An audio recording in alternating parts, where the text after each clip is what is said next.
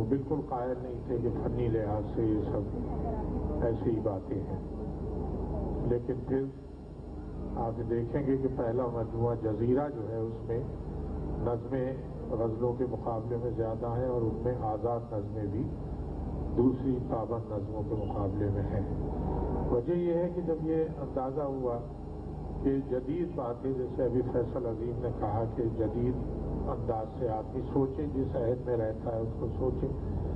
تو اب انہوں نے جیسے اپنی ایک نظم میں ایک شو بزنس کی کسی کردار کا ذکر کرتے ہوئے لکھا ہے کہ میری زندگی ساری ہینگر پہ لٹکی ہے۔ تو اب یہ جو ڈریسز اور میک اپ اور شو بزنس کے جو معاملات ہوتے ہیں ان کو اس طرح سے انہوں نے بیان کیا، تو یہ پیرائے ان کے یہاں دوسرے شعراء کے مقابلے میں زیادہ نظر آئیں گے۔ یہاں تک کہ جو ماورائے عدالت قتل یہاں ہوئے، اور ایک زمانے میں ہمارے نوجوانوں کو جس طرح ٹارچر کیا گیا،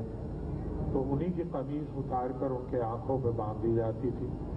جس پر بھی انہوں نے بڑا یہ متاثر کن شعر کہا۔ تو یہ چیزیں ہیں جو شبنم صاحب کو اہم شاعر بناتی ہیں۔ اور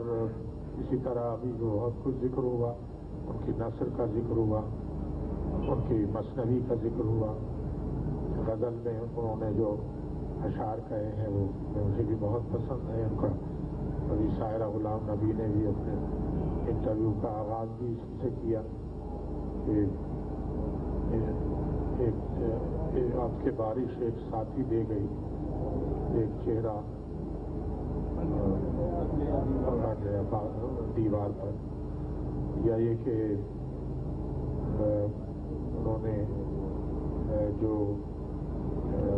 یہ بات تو کہی ہے جو دعوت نامے پہ بھی ہے کہ پیغمبروں کی راہ پہ چل کر نہ دیکھنا، اور جب چلو تو راہ کے پتھر نہ دیکھنا۔ تو یہ ان کا مسلک تھا کہ جب آپ کسی بڑے کام کے لیے خود کو وقف کرتے ہیں تو پھر اس کے خطرات اور اس کے جو معاملات ہیں جن سے بہت کچھ آپ کو کھونا بھی پڑے گا، اس کی پرواہ نہ کریں۔ مجھے سب سے زیادہ خوشی فیصل عظیم کو دیکھ کر ہوتی ہے کہ یہ واقعی شبنم صاحب کے صحیح وارث ہیں، بہت اچھے شعر کہتے ہیں، بہت اچھی نظمیں یہ لکھتے ہیں، اور ایک باشعور نوجوان ہیں۔ انہیں شبنم صاحب کے جو باقیات ہیں ان کو منظر عام پہ لانے کا خیال ہے، اس کا ایک منصوبہ بنایا ہے انہوں نے، اور یقیناً یہ بڑی خوش آئند بات ہے، اور ہمیں امید ہے کہ وہ شبنم صاحب کے نام اور کام کو ان کے احباب اور اس ماحول میں جتنا بھی ادبی تعاون انہیں حاصل ہو سکتا ہے اس سے فائدہ اٹھاتے ہوئے شبنم صاحب کے سلسلے میں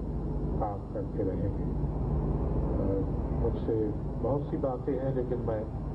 اس وقت خود کو اس موقف میں نہیں پا رہا کہ میں کچھ باتیں اور کہوں، اور ویسے بھی وقت بہت ہو گیا ہے، بہت انتظار کیا ہے ہمارے سامعین نے، اور بہت دیر میں ہم نے یہ پروگرام شروع کیا، جس کے لیے ہم واقعی معذرت خواہ ہیں، حالانکہ دیر سے آنے والے